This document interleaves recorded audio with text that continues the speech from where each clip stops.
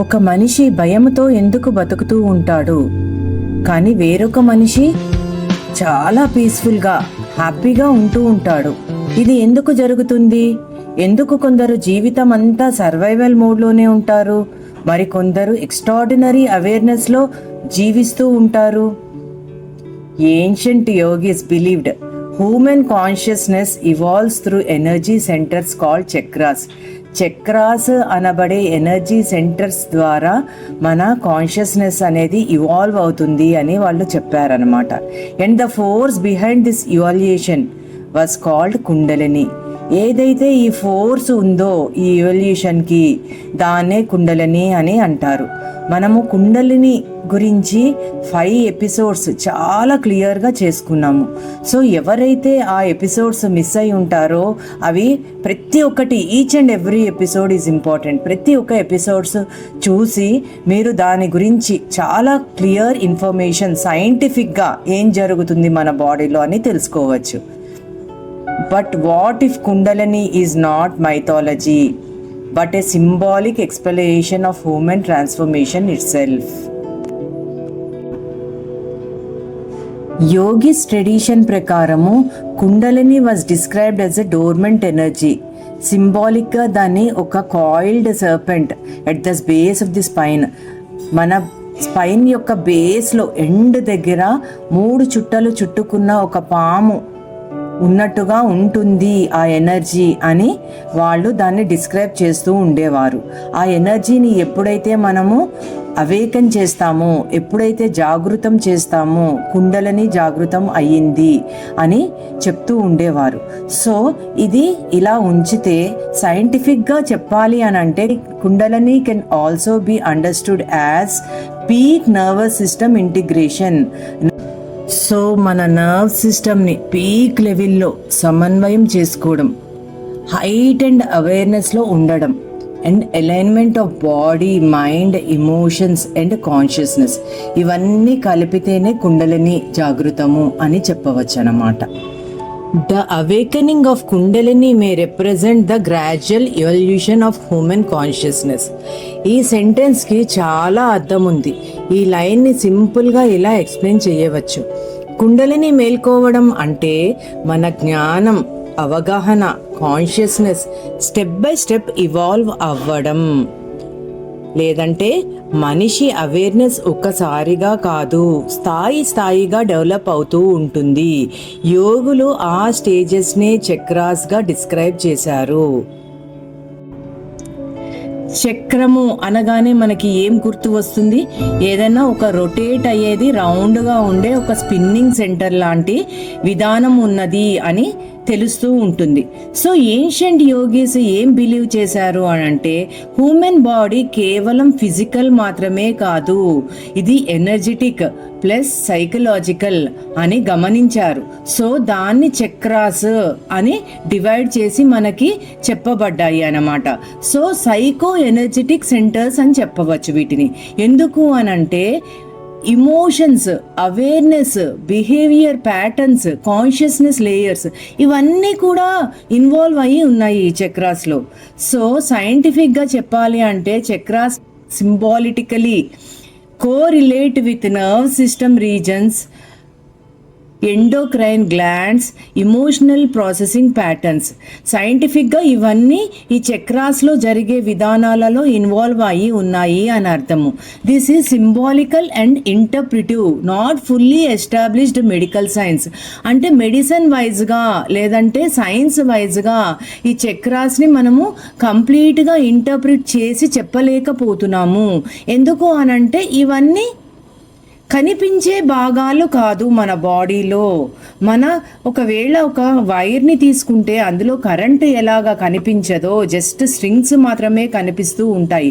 అట్లాగే మన బాడీలో పార్ట్స్, బోన్స్, నర్వ్ సిస్టమ్ మాత్రమే కనిపిస్తూ ఉంటుంది. ఈ చక్రాస్ అనేవి ఇటర్నల్గా ఉండే ఒక ఎనర్జీ సెంటర్స్ అన్నమాట.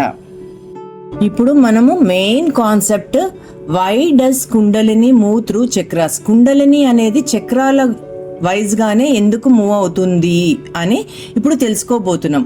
Kundalini does not literally travel like a snake. Kundalini అనేది ఒక స్నేక్ లాగా ట్రావెల్ అవ్వదు, కానీ ఈ మూమెంట్ని మనము సింబాలిక్గా అలా రిప్రజెంట్ చేస్తున్నాం.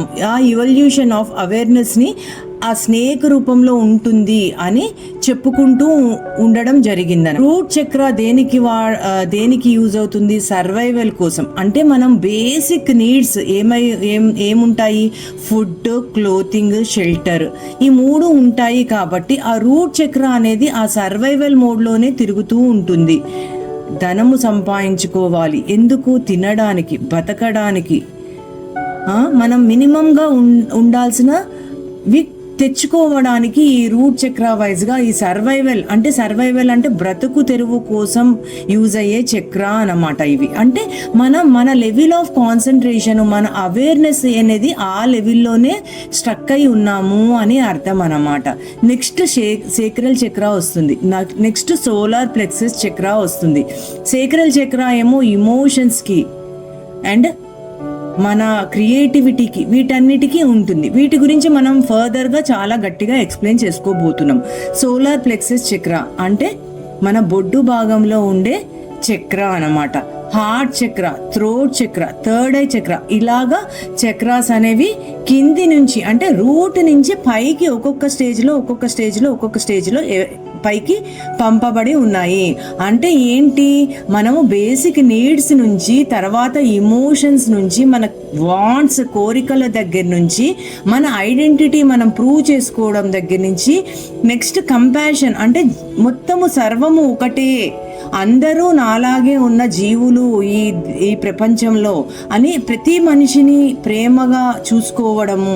తర్వాత థ్రోట్ లెవెల్కి వచ్చేసరికి అసలు నిజము ఏమిటి, సత్యము ఏమిటి అని చెప్పగలిగే సిచ్యుయేషను. థర్డ్ ఐ దగ్గరికి వచ్చేసరికి మనకి అనంతమైన జ్ఞానము ఇంటర్నల్గా ఫుల్గా డెవలప్ అయిపోయి మనం థర్డ్ ఐకి వస్తాం. అంటే మనకి పైనియల్ గ్లాండ్ అనేది చాలా చక్కగా ఇక్కడ యాక్టివేట్ అయ్యి మనకి అవేర్నెస్ అంటే ఇంట్యూషన్ అనేది బాగా పెరిగి ఏదన్నా జరగబోయేది కూడా మనం తెలుసుకునే సిచ్యువేషన్స్లో వస్తామన్నమాట. ఇంకా క్రౌన్ చక్రాకి వచ్చేసరికి ఎవ్రీథింగ్ ఈజ్ వన్నెస్, జాయ్, అలాంటి సిచ్యుయేషన్లో ఉండడం జరుగుతుంది. ఇదే అన్నమాట హ్యూమన్ కాన్షియస్నెస్ ఇవాల్వ్ అవ్వడము అని అంటే ప్రతిరోజు మనము తినడానికి, బ్రతకడానికి మినిమంగా ఉండే వాటి నుంచి నెమ్మదిగా పైకి జరుగుతూ ఉండి మన కాన్షియస్నెస్ని ఏ స్టేజ్కి తీసుకెళ్తాము అని అంటే వీఆర్ ఈక్వల్ టు గాడ్ అనేది సెపరేట్గా ఎవరో కాదు, మన బాడీ, మనమే సర్వము, మనమే అంతర్యామి, మనమే గాడ్. అంటే అహం బ్రహ్మాస్మి అనే స్టేజ్లోకి వెళ్తాము. కానీ అహంకారం నాశయామి, అహంకారం లేకుండా, ఈగోయిజం లేకుండా, యూనిటీ, పీస్, జాయ్ అనే స్టేజ్లోకి వెళ్ళిపోయే స్టేజే అల్టిమేట్ క్రౌన్ చక్ర లెవెల్ అన్నమాట. సో ఆ స్టేజెస్లోకి ఎలా నెమ్మదిగా మూవ్ అవుతాము అని చెప్పడమే ఈ చక్రాస్ గుండా ఫ్లో అవ్వడము. కుండలిని అనేది ఏంటి? కుండలిని అనేది మన నర్వ్ సిస్టమ్ కానీ, అవేర్నెస్ కానీ ఈ స్టెప్ బై స్టెప్ మూవ్ అవ్వడమే ఈ కుండలిని త్రూ చక్రాస్ అన్నమాట. మనము ఇక్కడ దాకా వచ్చాము కాబట్టి ఇప్పుడు ఇంకొక విషయం కూడా తెలుసుకోవాల్సి ఉంది. ఏంటి అంటే nadis and energy flow. So మనకి నాడీస్ అని కూడా చెప్పబడుతూ ఉన్నాయి. ఇవి కూడా ఇటర్నలే, ఇవి కూడా మనకి కనిపించేవి కాదు. ఇందులో యోగీస్ ఏంటంటే 2 సైడ్స్ ఆఫ్ నాడీస్ అంటే ఈడా నాడి, పింగళ నాడి, సుషుమ్న నాడి. అంటే మనము ఇప్పుడు మన ఎనర్జీ అనేది రూట్ చక్ర నుంచి పైకి ఈ సుషుమ్న నాడి ద్వారా ఫ్లో అవుతూ ఉంది. కానీ సైడ్గా 2 నాడీస్ ఉన్నాయి. అంటే మన బ్రెయిన్ అనేది 2 పార్ట్స్గా డివైడ్ అయ్యి ఉంది. Left side brain, right side brain. So మనము ఊపిరి అంటే మన ప్రాణశక్తిని ఎలా మనం తీసుకుంటున్నాము ఇంటర్నల్గా, అంటే ఎనర్జీ అనేది మనకి ఫస్ట్ ఆఫ్ ఆల్ మనకి ఎక్కడి నుంచి మన బాడీలోకి ఎంటర్ అవుతుంది అంటే త్రూ ప్రాణ. ఈ ప్రాణాస్లో కూడా 5 టైప్స్ ఆఫ్ ప్రాణాస్ ఉన్నాయి, కానీ మనం మెయిన్గా చెప్పుకునేది ప్రాణవాయువు గురించి ఎక్కువగా మాట్లాడుకుంటూ ఉంటాము. ఇందులో అపాన, ఉదాన, సమాన, వ్యాన ఇవన్నీ కూడా ఉన్నాయి, కానీ వీటన్నిటి గురించి మనం లేటర్ ఆన్ మాట్లాడుకుందాం. కానీ ఇప్పుడు ఈ ప్రాణశక్తి అనేది ఎక్కడి నుంచి మనకి బయట నుంచి లోపలికి అంటే ఎన్విరాన్మెంట్ నుంచి మన హ్యూమన్ బాడీలోకి ఎట్లా ఎంటర్ అవుతుంది అంటే త్రూ నాస్ట్రిల్స్ ఎంటర్ అవుతుంది. ఎంటర్ అయ్యి మన బ్రెయిన్లో మన బాడీలో అన్నిట్లో సర్క్యులేట్ అవుతూ ఉంది. సో ఈ ప్రాణశక్తి అనేది చాలా ఇంపార్టెంట్. సో ఈ ప్రాణశక్తి ఈ సుషుమ్నా నాడిలోకి వెళ్ళాలి అని అంటే మనము ఈడ అండ్ పింగళ అంటే ఒకటి లెఫ్ట్ సైడ్ నాడి, ఒకటి రైట్ సైడ్ నాడి. మనకి 72,000 నాడీస్ ఉన్నాయి అని చెప్పేసి మన యోగిక్ కల్చర్లో చెప్పబడి ఉంది. కానీ మనము అవన్నీ కూడా అంత డీప్గా రీసెర్చ్ చేయడం లేదు, వాటి గురించి తెలుసుకోవడం లేదు. కానీ మినిమంగా మనకి ఈడ, పింగళ, సుషుమ్నా అనే 3 నాడిలు ఉంటాయి. సో లెఫ్ట్ సైడ్ నాస్ట్రిల్ నుంచి ఎప్పుడైతే మనము బ్రీత్ని ఇంటేక్ అవుట్ అవుతుందో అది ఈడా త్రూ జరుగుతుంది, రైట్ సైడ్ పింగళా త్రూ జరుగుతుంది. ఈ రెండిటి మధ్యలో ఉండేదే సుషుమ్నా నాడి. ఈ సుషుమ్నా నాడిలోకి ఎనర్జీ అంటే మన ఇటర్నల్ ఎనర్జీ ఎప్పుడైతే ఈ సుషుమ్నా గుండా మన కుండలని అంటే కింద నుంచి రూట్ చక్ర నుంచి పైకి జరపబడుతూ వెళ్తూ ఉంటుందో అప్పుడు అది మన సహస్రార చక్రానికి చేరుకుంటుంది అని చెప్పి యోగిక్ విధంగా చెప్పబడింది అనమాట. సో సైంటిఫిక్ గా కూడా చూస్తూ ఉంటే మనము లెఫ్ట్ సైడ్ నుంచి నాస్ట్రిల్లో బ్రీత్ చేస్తూ ఉంటే మన right side of the brain activate అవుతుంది. అండ్ రైట్ సైడ్ నుంచి నాస్ట్రిల్ బ్రీత్ చేస్తూ ఉంటే left side part of the brain activate అవుతూ ఉంటుంది. అండ్ మధ్యలోది ఏంటి అంటే సుషుమ్నా నాడి. అంటే రెండు ఈక్వల్గా అంటే రైట్ అండ్ లెఫ్ట్ నాస్ట్రిల్స్ రెండు ఓపెన్ అయినప్పుడు మనకి ఫుల్ అవేర్నెస్లో అంటే లెఫ్ట్ సైడ్ దేనికి యూజ్ అవుతుంది, ఫెమినైన్గా చెప్పబడుతూ ఉంటుంది. అంటే ఫెమినైన్ క్యారెక్టర్స్ ఉంటాయి, కూల్గా కామ్గా ఇంట్యూటివ్ మోడ్లో ఉన్నప్పుడు ఈడా నాడి వర్క్ చేస్తుంది అని. మళ్ళా పింగళ అనేది యాక్టివ్గా మాస్కులైన్ థింగ్ ఉండి లాజికల్గా థింకింగ్ వైజ్గా డెసిషన్ మేకింగ్ వైజ్గా పింగళాని యూజ్ చేస్తాము. అండ్ సెంట్రల్ ఛానల్ ఏదైతే ఉందో అది రెండింటిని కలిపి బ్యాలెన్స్ చేయడానికి యూజ్ చేస్తాము అని. యోగులు, ఋషులు, మునులు ఏంటి అని అంటే నాడి సుషుమ్నా ద్వారానే యాక్టివ్గా ఉంటూ ఉంటారు. అంటే వీళ్ళు రెండు ఎట్ ఏ టైం యాక్టివ్ చేస్తూ సుషుమ్నా ద్వారా ప్రాణశక్తిని మన సహస్రార చక్రానికి రీచ్ చేస్తూ ఉంటారు. కాబట్టి వాళ్ళకి ఫుల్ అవేర్నెస్లో ఉంటారు అని చెప్పేసి వాళ్ళని యోగులు, ఋషులు, మునులు అని మనము చెప్పుకుంటూ ఉంటాము. సో మనము యాజ్ ఏ హ్యూమన్ బీయింగ్స్ మనము సర్వైవల్ మోడ్ నుంచి నెమ్మదిగా కొంచెం సర్వైవల్ మోడ్ మనకి సెట్ అయిపోయిన తర్వాత నెక్స్ట్ చక్రాకి వెళ్తాము. ఆ తర్వాత కోరికలు అవన్నీ తీరిపోయిన తర్వాత మనము మన ఐడెంటిటీని ప్రూవ్ చేసుకోవడానికి ట్రై చేస్తూ ఉంటాము. ఆ తర్వాత ఆ పైకి అలాగే జ్ఞానం లెవెల్స్ ఇంప్రూవ్ అవుతూ ఇవన్నీ కూడా ఇన్వాల్వ్ అయ్యి ఉన్నాయి అని చెప్పడానికి మనము ఈ కుండలిని అనే దానిని, చక్రాలు అనే దానిని మనం యూజ్ చేసుకొని వాటి విధంగా మనము అంటే వాటిని అంటే ఈ చక్రాలు, ఈ కుండలిని ఇవన్నీ ఇటర్నల్గా మనకి తెలియని ఫోర్సెస్, తెలియని కనపడని ఎనర్జీ సిస్టమ్స్ కాబట్టి వాటిని మనకి కనపడేటట్టుగా చేయడానికే యోగుల ప్రయత్నం చేశారు అన్నమాట. So this is the thing we're doing today. ఇప్పుడు మనము సైన్స్ చక్రాస్ గురించి ఏం చెప్తుంది అనేది క్లియర్గా తెలుసుకోబోతున్నాం. Modern science has no fully proven chakras as physical objects. అంటే ఈ చక్రాస్ అనేవి మన బాడీలో ఫిజికల్ ఆబ్జెక్ట్స్గా కనపడవు కాబట్టి వాళ్ళు ఏది ప్రూవెన్గా మనకి చెప్పలేకపోతున్నారు అని క్లియర్గా చెప్పారు. But research exist around. కానీ మెడిటేషన్ వెనకాల, నర్వ్ సిస్టమ్ రెగ్యులేషన్ వెనకాల, బ్రెత్ వర్క్ వెనకాల, ఇమోషనల్ హీలింగ్ వెనకాల, న్యూరోప్లాస్టిసిటీ వెనకాల సైన్స్ వైజ్గా ఏమి జరుగుతుంది అనేది వాళ్ళు చాలా రకాలైన టెస్ట్ల ద్వారా కనుక్కుంటూ ఉన్నారు. సో చక్రాస్, రూట్ చక్ర అనేది ఒక సేఫ్టీ, సైకలాజికల్ థీమ్ వచ్చి రూట్ చక్ర అనేది ఒక సేఫ్టీ కోసము, సేక్రల్ చక్ర అనేది ఇమోషన్స్ కోసము, సోలార్ ప్లెక్సస్ చక్ర సెల్ఫ్ ఎస్టీమ్ కోసము, హార్ట్ చక్ర కంపాషన్ కోసము, థ్రోట్ చక్ర ఎక్స్ప్రెషన్ కోసము, థర్డ్ ఐ చక్ర అవేర్నెస్ కోసము, క్రౌన్ చక్ర ట్రాన్సెండెన్స్ కోసము. Ancient yogis may have mapped these psychological long before modern neuroscience.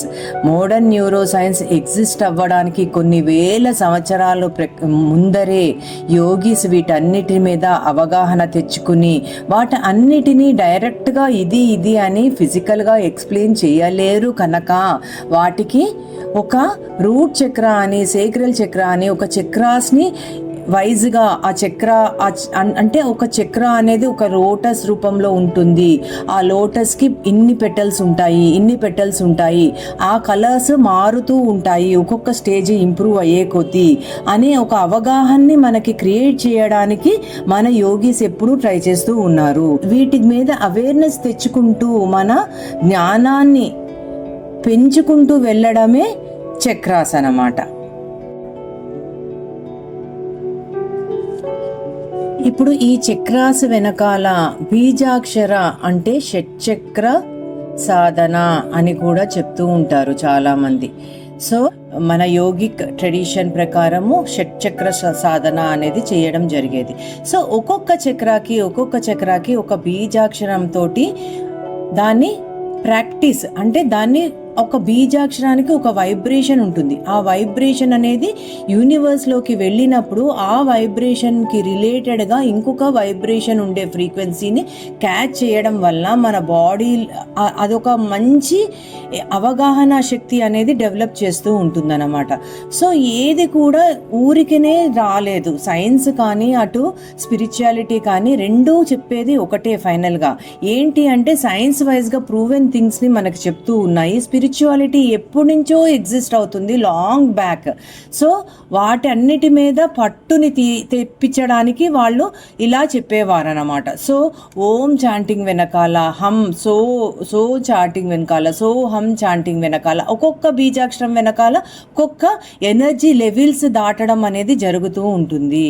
So మనము రూట్ చక్ర దగ్గరికి వచ్చేసరికి లం అనే బీజాక్షరాన్ని ప్రాక్టీస్ చేస్తాము. తర్వాత సేక్రల్ చక్ర దగ్గర వం, అలాగే సోలార్ ప్లెక్సస్ దగ్గర రం, హార్ట్ చక్ర దగ్గర ఎం, ఇది థ్రోట్ చక్ర దగ్గర హమ్, అండ్ మన థర్డ్ ఐ చక్ర దగ్గరికి వచ్చేసరికి ఓం, అండ్ అలాగే మన సహస్రార చక్రం దగ్గర కూడా ఓం అనే ప్రాక్టీసెస్ చేయడం అయితే జరుగుతూ ఉంది. దీనివల్ల ఏమి జరుగుతుంది, ఇంటర్నల్గా మన వోకల్ కార్డ్స్ అనేవి చాంటింగ్ ఎఫెక్ట్ వలన బ్రీతింగ్ అనేది ఒక రిథంలో జరుగుతూ ఉంటుంది. సో మీరు చక్కగా ప్రశాంతంగా కూర్చుని 4 to 5 డీప్ బ్రెత్స్ తీసుకుని ఎర్లీ మార్నింగ్ కానీ ఈవినింగ్ టైంలో కానీ సన్ సెట్టింగ్ టైంలో కానీ బిఫోర్ సన్ రైజ్ టైంలో కానీ మీరు ఈ ప్రాక్టీసెస్ చేయడం వల్ల ఏమవుతుందంటే ఆ వైబ్రేషన్ అనేది ఎలా జరుగుతుంది అనేది క్లియర్గా మనకి తెలుస్తూ ఉంటుంది.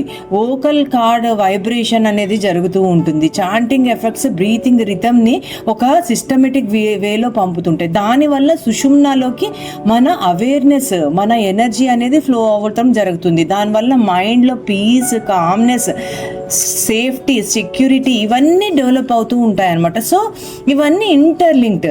So the real power of Mantra may not be magic.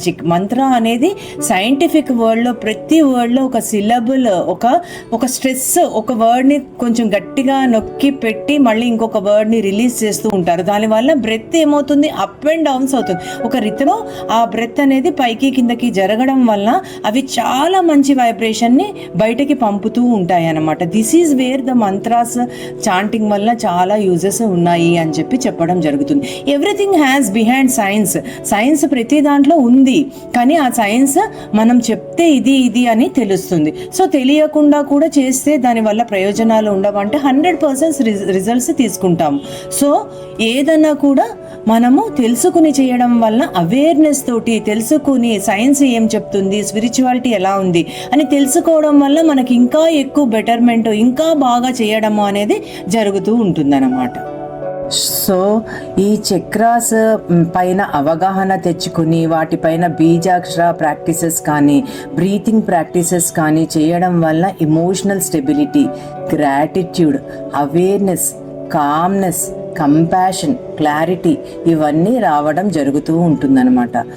The goal is not escaping life. ఇవన్నీ నేర్చుకోవడం వలన మనము లైఫ్లో ఉండే బాధ్యతల నుంచి, బరువుల నుంచి ఎస్కేప్ అయిపోవాలి అనే ఒక చిన్న మిత్తులో ఉంటారు చాలామంది. వీటి గురించి డీప్గా వెళ్తూ ఉంటే మనకి వైరాగ్యం వచ్చేస్తుందేమో, మనము తెలుసుకుని వీటిపైన సాధనలు చేయడం వలన మనము వేరే టైపులోకి మారిపోతామేమో అనుకుంటారు. కానీ మన లైఫ్ నుంచి ఎస్కేప్ అయిపోవడం వీటి గోల్ కాదు.